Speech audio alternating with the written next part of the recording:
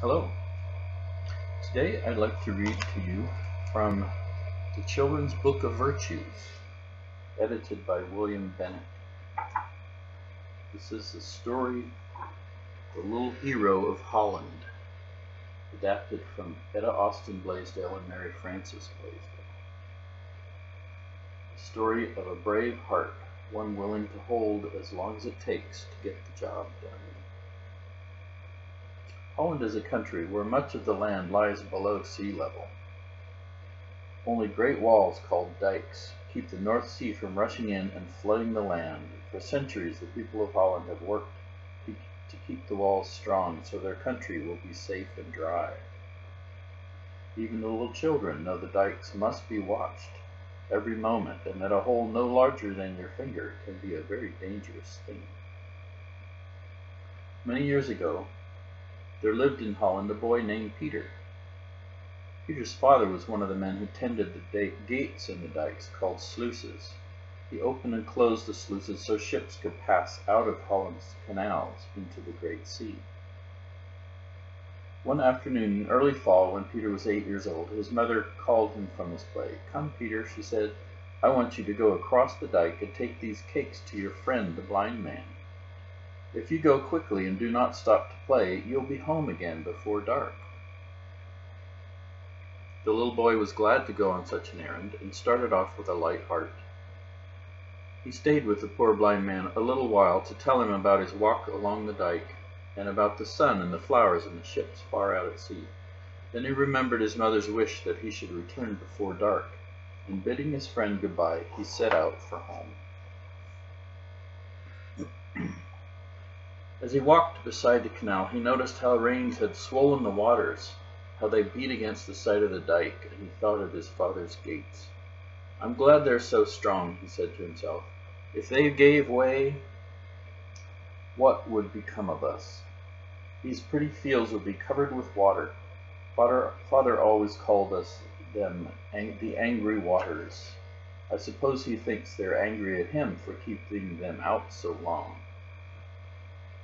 As he walked along, he sometimes stopped to pick the pretty blue flowers that grew beside the road, or to listen to rabbits' soft tread as they rustled through the grass.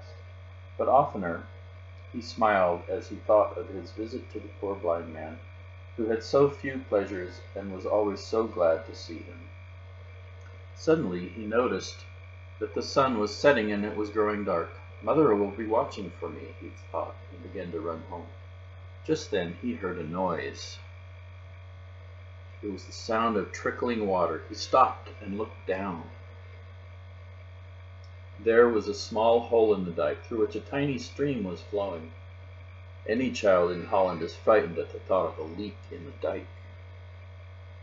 Peter understood the danger at once. If the water ran through the little hole, it would soon make a larger one, and the whole country would be flooded. In a moment he saw what he must do. Throwing away his flowers, he climbed down the side of the dike and thrust his finger into the tiny hole.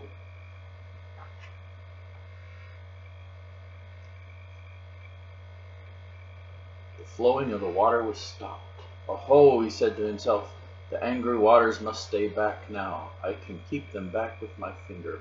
Holland shall not be drowned while I am here."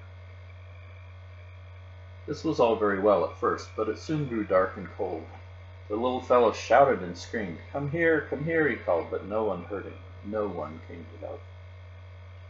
It grew still colder. His arm ached and began to grow stiff and numb. He shouted again, "Will no one come? Mother, mother!" But his mother had looked anxiously along the dike road many times since sunset for her little boy, and now she had closed and locked the cottage door, thinking that Peter was spending the night with his blind friend, and that she would scold him in the morning for staying away from home without her permission. Peter tried to whistle, but his teeth chattered with the cold. He thought of his brother and sister in their warm beds, and his dear mother and father. "I must not let them be drowned," he thought. "I must stay here until someone comes, if I have to stay all night." The moon and the stars looked down on the child crouching on a stone on the side of the dike. His head was bent and his eyes were closed, but he was not asleep. for every now and then he rubbed the hand that was holding back the angry sea. "I'll stand it somehow," he thought, so he stayed there all night, keeping the waters out.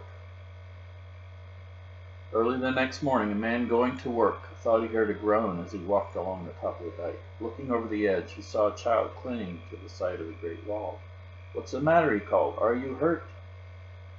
"I'm keeping the water back," Peter yelled. "Tell them to come quickly." The alarm was spread. Peter came running with shovels, and the hole was soon mended.